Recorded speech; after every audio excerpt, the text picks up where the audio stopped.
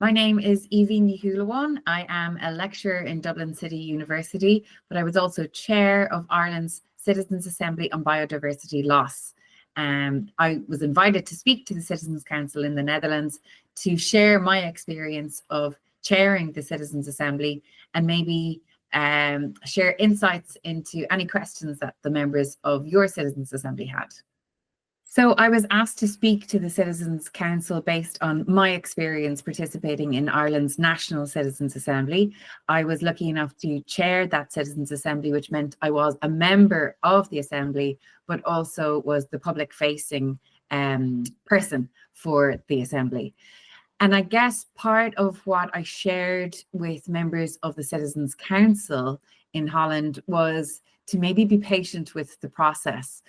For me, this was a big learning curve, that when you have this many people meeting together, it takes time to have conversations. And conversations are the most important part of the deliberative democracy. This was a little bit novel for me. I am a lecturer and I'm an academic. And so initially I thought, well, we have to have lots of presentations to learn everything. But no, you have to have more time talking than being given your information. So patience was one thing that I thought was an important message to share with the Citizens' Council, and equally so with the process. So in Ireland, our report was published in 2023, and then it went to a joint parliamentary committee, and they deliberated on it for about 6 months, and they published their response to the Citizens' Assembly on Biodiversity Loss in December of 2023.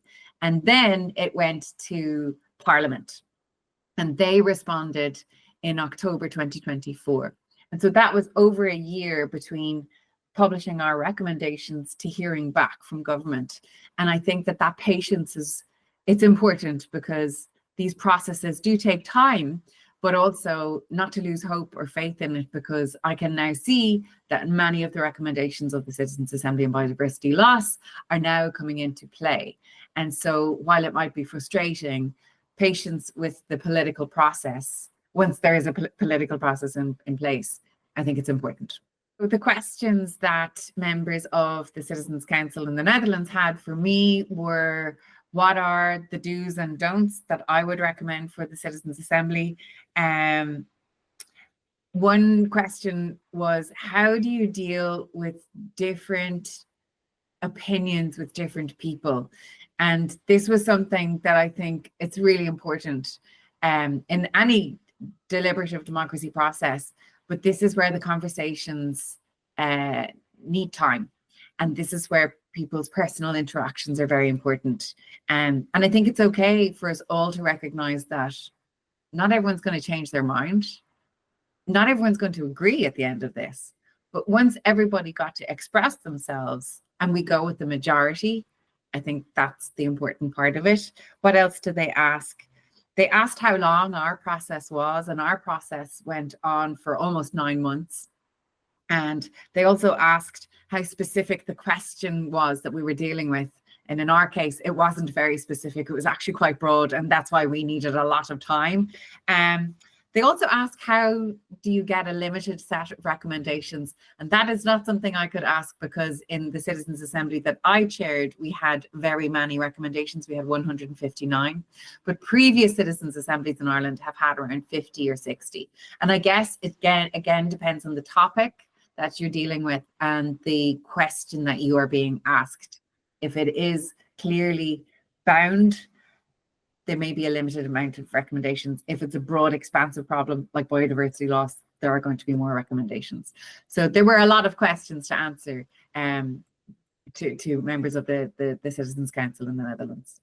So I feel that citizens' assemblies or citizens' councils are incredibly important to the democratic process, because what they do is they allow everyday people, non-policy makers, to contribute to conversations about policy. So if we elect our public representatives to make policy, that is great.